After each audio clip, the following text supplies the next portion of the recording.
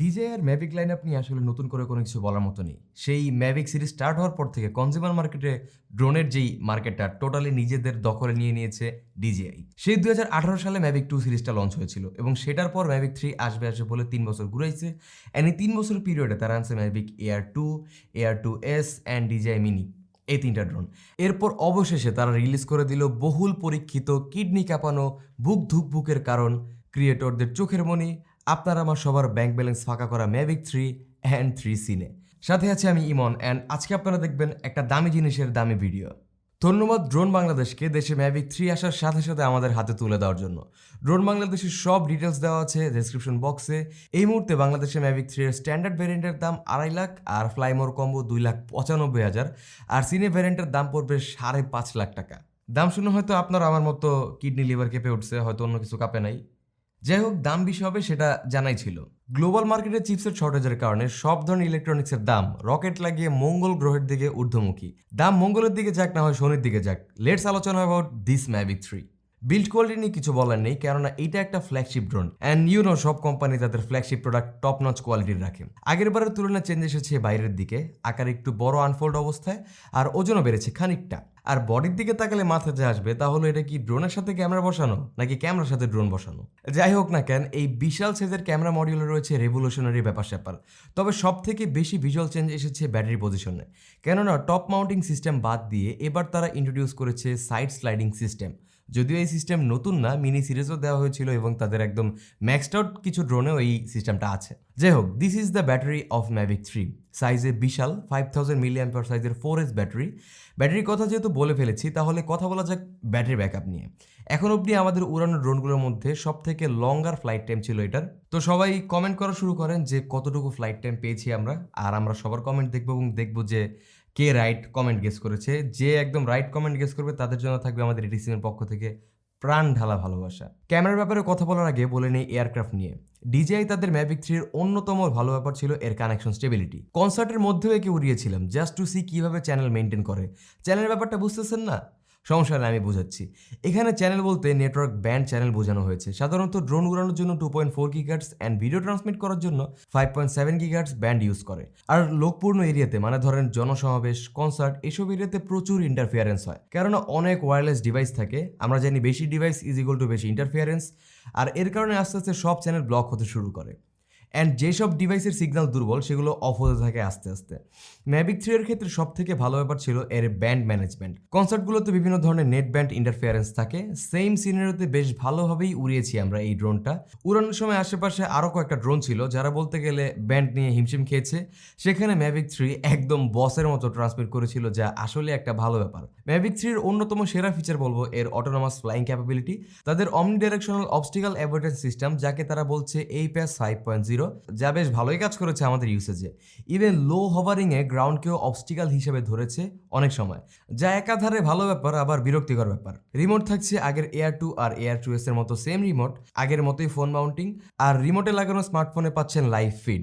আপনি চাইলে কিনে নিতে পারেন DJI RC2 রিমোট, যার জন্য আপনার খসানো লাগবে আরও $1100 মতো। যাই হোক, ড্রোন থেকে রিমোট ভিডিও এবার ট্রান্সমিট করা যাবে 1080p 60 FPS, যা একটা জোস ব্যাপার। তবে আমি পার্সোনালি ফ্লাইং এর সময় 720p করে রাখি, কেননা হায়ার রেজলিউশনের ট্রান্সমিশন একটু ডিলে হয়, আর সেটা আমার জন্য একটু সমস্যার।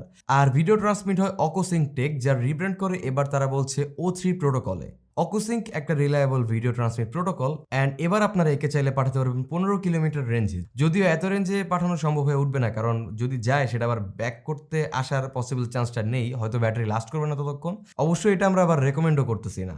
আমাদের টেস্টে হাইয়েস্ট 8 কিলোমিটারের আশেপাশে পুশ করতে পেরেছিলাম, যা আমার কাছে প্লাস প্রায় সকলের কাছেই মোর দেন এনাফ বলে মনে করি আমি। ডিজিআই এর যে কনজিউমার কোয়ালিটির ড্রোনগুলো আছে সেটা কেনার একমাত্র কারণ হচ্ছে যে easy to use, easy to fly, and এর ক্যামেরা কোয়ালিটি। এটা হচ্ছে মোস্ট ইম্পর্টেন্ট ব্যাপার। যাই হোক, ক্যামেরার কথায় আসি এবার, কেননা এই ক্যামেরাতে আছে ম্যাভিক 3 এর মেইন সেলিং পয়েন্ট। ম্যাভিক 2 সিরিজের মতো ম্যাভিক 3 তে দেওয়া হয়েছে হ্যাজেলব্লেডের ক্যামেরা।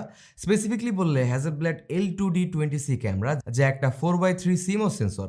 লেন্সটা 24mm ইকুইভ্যালেন্ট, আর ফিল্ড অফ ভিউ ছিল 84 ডিগ্রির মতো। ফিল্ড অফ ভিউ একটু কম মনে হতে পারে অনেকের কাছে, ইনফ্যাক্ট আমার কাছেও লেগেছে। আর ওয়াইড অ্যাঙ্গেল লেন্স মোড পাওয়া যায় এটার জন্য, যেটাতে একটু ওয়াইড হয় ফিল্ড অফ ভিউটা।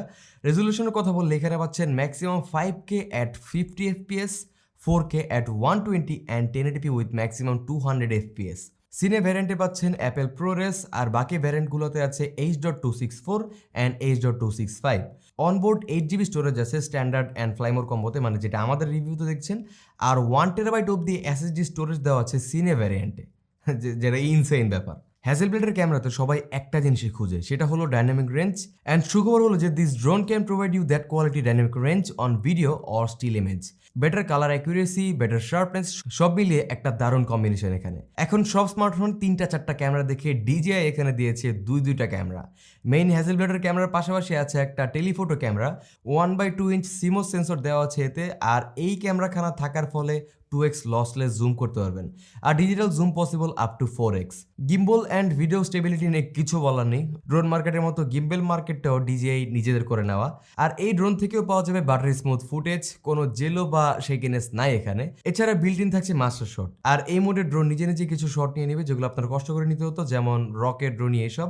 অ্যান্ড সেটার আপনি একটা কমপ্লিট ফুল লেন্থের ভিডিও পাবেন ফুল রেজলিউশনে। আর প্লাস যদি আপনি এটা সোশ্যাল মিডিয়ার জন্য আপলোড দিতে চান তাহলে নিজের অ্যাপটাই একটা সিম্পল এডিট এবং কিছু লার্জ বসায় দিয়ে একটা সিম্পল রেন্ডারেবল ফাইল দিয়ে দিবে। এছাড়াও আছে হাইপার ল্যাপস আর টাইম ল্যাপসের মতো ইউজফুল ফিচারগুলো। লো লাইটে ভালো আলো থাকলে ভালো ছবি আর ভিডিও পাওয়া যায়, তবে লাইট কমলে হালকা গ্রেনের দেখা পাবেন। তবে আপনি যদি ম্যানুয়াল মোডের ফ্যান হন তাহলে এই ড্রোন দিয়ে অস্থির লেভেলের ছবি অ্যান্ড ভিডিও নিতে পারবেন। আর ব্যাটারি ব্যাকআপ টাইমের কথা ভুলে যায়নি, প্রায় 35 মিনিটের আশেপাশে পেয়েছিলাম ব্যাটারি ব্যাকআপ। অফিসিয়ালি 40 মিনিট বলা হলেও 35 মিনিট পাবেন, আর আমার মতে 35 মিনিট অনেক সময় ফ্লাইট টাইম হিসাব করলে। তো এখন কথা হচ্ছে, পুরো ভিডিওতে আপনারা টুকটাক এটা দেখছেন যে কোন জিনিসগুলো ভালো, মানে বলার মতো সেই জিনিস নিয়ে টুকটাক কথা ভালো হয়েছে। এখন যদি আপনারা টাইটেল খেয়াল করেন দেখবেন যে একটা হেইট রিলেটেড কথাবার্তা বলা আছে, এবং সেটা কেন বলা আছে সেটা এখন একটু এক্সপ্লেন করব। শুনতে উইয়ার্ড শোনালেও এই ড্রোন এখনও স্টেবল না, আর ফ্যাক্টরি থেকে যে ফার্মওয়্যারে আমরা পেয়েছিলাম তা এক কথায় ট্র্যাশ লেভেলে ছিল। এয়ারক্রাফটের স্টেবিলিটি ছিল ভয়াবহ বাজে, শুধু আমাদের ইউনিটে না, একটু ঘাটালে দেখবেন অনেকেই সেম স্টেবিলিটি সমস্যাতে ছিল। এছাড়া ড্রোনের প্রায় সব ফিচারই লক অবস্থা ছিল, আর লাস্ট উইকে একটা আপডেটে সবগুলো ফিচার আনলক করে দেওয়া হচ্ছে, বাট তাও প্রত্যেকটা ফিচার এখনো কাজ করে না। দেখা যায় কামিং সুন অনেকগুলো ফিচারই কাজ করছে না। যদিও DJI মহোদয় এই সমস্যা স্বীকার করবে না, তারপর আবার ঠিকই আপডেট পুশ করে এই সমস্যা ঠিক করবে। সমস্যা লিস্ট করতে গেলে অনেক ইস্যু পাওয়া যাচ্ছে সারা দুনিয়া জুড়ে এই ড্রোনে। অনেকের মতে এই ড্রোন এখনো ফুললি রেডি না, ইভেন এর রিভিউ টেস্টিং চলাকালীন সময় নানান ধরনের সমস্যা ফেস করেছি আমরা। আপডেট দেওয়ার আগে হঠাৎ ডিসকানেকশন টাইপের একটা সমস্যা ফেস করেছি, আপডেট দেওয়ার পর ডিসকানেকশন ইস্যুটা ফিক্স হয়েছে। মানে ড্রোনটা টেস্টিং এর পর ক্লিয়ারলি মনে হচ্ছে যে DJI খুবই তাড়াহুড়ার করে ওদের মার্কেটে জাস্ট ড্রোনটা লঞ্চ করা লাগবে, রিলিজ করা লাগবে, জাস্ট রিলিজ করছে। Properly fixing, properly R&D, properly just optimisation সব কিছু ঠিকঠাক না করে তারা জাস্ট ছেড়ে দিছে আনপলিশড অবস্থাতে। বাট একটা ভালো জিনিস হচ্ছে যে DJI কন্টিনিউয়াসলি আপডেট পুশ করে, সো আশা করি এটা প্রপারলি আপডেটগুলো পাইলে যে সমস্যাগুলো এখন আছে ঠিক হয়ে যাবে, অ্যান্ড তখন এটা ফুললি ফাংশনাল এবং প্রপারলি ইউজেবল হবে। আপনি যদি Mavic 3 একান্তই নেওয়ার চিন্তা করে থাকেন সব ধরনের সমস্যা থাকার পরেও, সেখানে আপনার জন্য কিছু জরুরি টিপস। সেটা হচ্ছে বাসায় আনার সাথে সাথে পিসি অথবা ল্যাপটপে কানেক্ট করবেন এবং DJI অ্যাসিস্ট্যান্ট 2 ডাউনলোড করে সেটার মাধ্যমে ফার্মওয়্যার আপডেট করবেন। রিমোটের সাথেও সেম কাজ করবেন। আরেকটা ব্যাপার হলো DJI নিজেরাই বলে দিয়েছে কোনো পিক্সেল ডিভাইস না ব্যবহার করার জন্য। কেন এই নিয়ম সেটা DJI ভালো বলতে পারবে, আমি জানি না।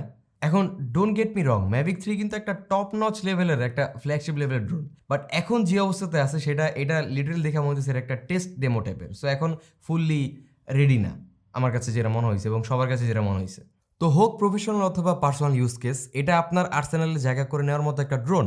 বাট আমি বলবো কেউ যদি একান্তই কিনতে চান তাহলে আরও ওয়েট করেন প্রপার ফিক্সিংয়ের জন্য। বাট ব্যাপারটা হচ্ছে যে ড্রোন ইন্ডাস্ট্রিতে যারা এই লেভেলের ইনভেস্ট করবে তারা কিন্তু এটার ফুটেজ কোয়ালিটি দেখে তাদের কাছে পয়সা উসুল টাইপেরই মনে হবে, কারণ ড্রোন ইন্ডাস্ট্রি যারা আছে সবাই জানে it's not a cheap option.